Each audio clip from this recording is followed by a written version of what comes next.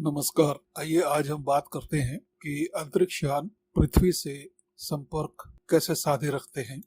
संपर्क साधने की इस विधि के बारे में जो हम जानते हैं वो ये है कि हम लोग चार मुख्य बातें इसमें ध्यान देते हैं। पहला है रेडियो फ्रीक्वेंसी कम्युनिकेशन, दूसरा है एंटेना सिस्टम्स, तीसरा है रेडियो फ्रीक्वेंसीज जो यूज की जाती हैं और चौथा इसका महत्वपूर्ण अंग होता है सिग्नल पावर।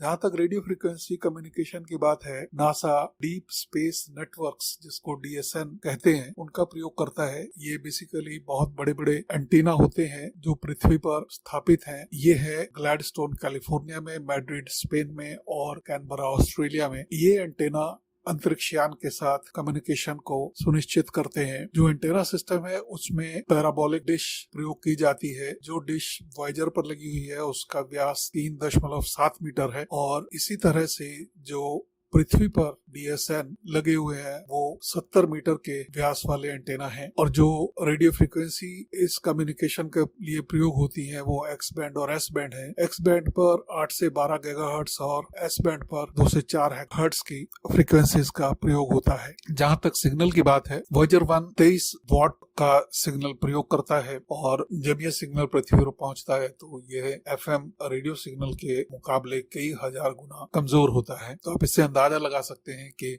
वॉयेजर 1 से जो पृथ्वी पर सिग्नल पहुंचता है वह कितना कमजोर है। हम ये जो सारी बातचीत कर रहे हैं ये हम वॉयेजर 1 के परिप्रेक्ष्य में कर रहे हैं, इसलिए वॉयेजर 1 के बारे में कुछ मूलभूत बातें हमें जान लेनी चाहिए कि वॉयेजर 1 अंतरिक्ष यान को 1977 में छोड़ा गया था और यह यान पृथ्वी के सोलर सिस्टम से 2012 में बाहर निकल गया और इस समय यह हमारे मिल्की वे गैलेक्सी के अंदर ही है, लेकिन वी कैन से कि it is interstellar medium between the stars of our galaxy. ये इंटर गैलेक्टिक स्पेस में अभी नहीं पहुंचा है और सितंबर 2025 की तारीख में यह पृथ्वी से करीब 25 बिलियन किलोमीटर दूर है। Coming back to maximum communication distances, जैसा कि अभी बताया कि जो हमारी आज की डेट में कैपेसिटी प्रूव हुई है वो 25 बिलियन किलोमीटर अवे तक कम्युनिकेट करने की प्रूव हो चुकी है। इसे हम 168 एस्ट्रोनॉमिकल यूनिट में भी काउंट करते हैं। एक एस्ट्रोनॉमिकल यूनिट का मोटा मोटी अगर समझना चाहें तो जो डिस्टेंस होता है वह पृथ्वी और सूर्य के दरमियान का डिस्टेंस माना जाता है। तो आप समझ लीजिए पृथ्वी और सूर्य के बीच में जितनी दूरी है आज वॉयेजर 1 उसके 168 गुना अधिक दूर है और हम वॉयेजर 1 से कम्युनिकेट कर पा रहे हैं। इस हिसाब से देयर इज नो थियोरेटिकल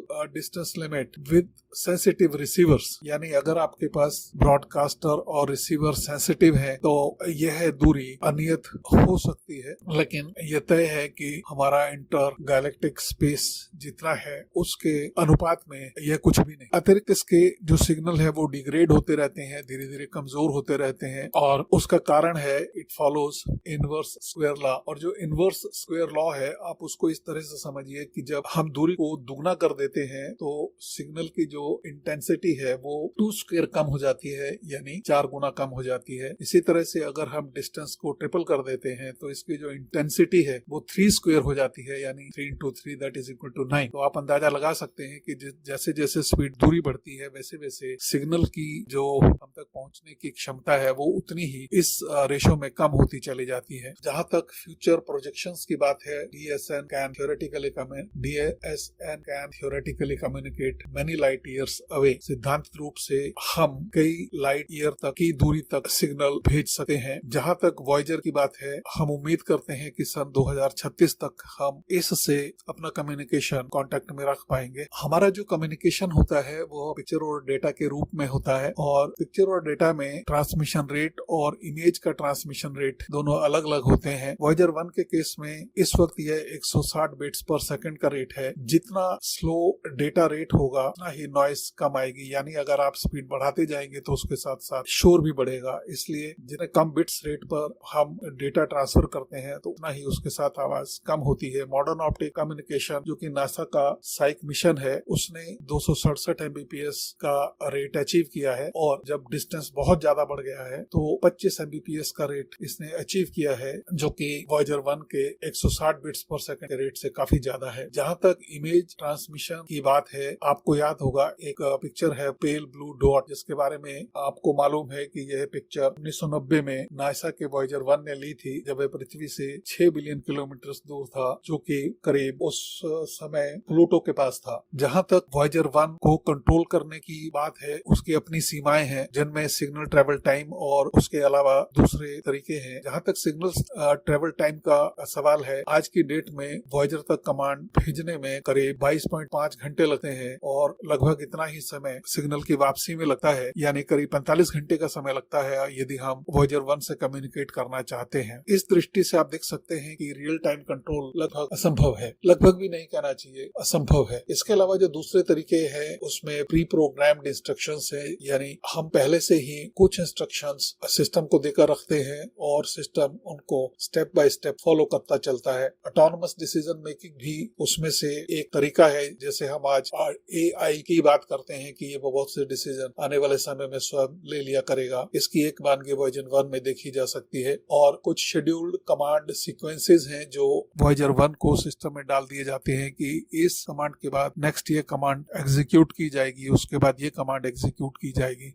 इस तरह से हम वॉयेजर 1 और पृथ्वी के बीच के जो डिस्टेंस है उसके मद्देनजर उस पर कंट्रोल और कमांड का इस तरह से आप देख सकते हैं। ये वो तरीके हैं जिनके आधार पर वॉयेजर 1 के पृथ्वी से इतना दूर होने के बाद भी हम उससे कम्युनिकेट कर पा रहे हैं। इसके अतिरिक्त एक और एस्पेक्ट है, वो है कम्युनिकेशन लॉस सिनेरियो, क्योंकि ऐसा भी हो सकता है कि एक समय ऐसा आए जब हम अपने अंतरिक्षयान से कम्युनिकेट न कर पाए। तो ऐसे में हम मुख्यतः ये 5 बिंदु हैं जो ध्यान में रखते हैं। उसमें पहला है ऑटोनोमस ऑपरेशन सिस्टम। इसके अंतर्गत फॉल्ट प्रोटेक्शन रिस्पॉन्स, यानी अगर कोई फॉल्ट आती है तो उसमें सिस्टम को क्या रिस्पॉन्स देना है वो प्री शेड्यूल्ड रहता है। कंजर्व पावर व shutting down non essential equipments, जो इक्विपमेंट बहुत ज्यादा जरूरी नहीं है फ्लाइट के लिए, उनको एक एक करके बंद किया जा सकता है। स्विच टू बैकअप ट्रांसमिशन, जिसे कि हम कंप्यूटर को भी देते हैं, सेफ मोड में चलाते हैं तो कई चीजें उसमें काम नहीं करती हैं। उस तरह से हम लोग उसका बैकअप ट्रांसमीटर्स को काम में लाते हैं, जिसे कि हम सेफ मोड कहते हैं। इसके अलावा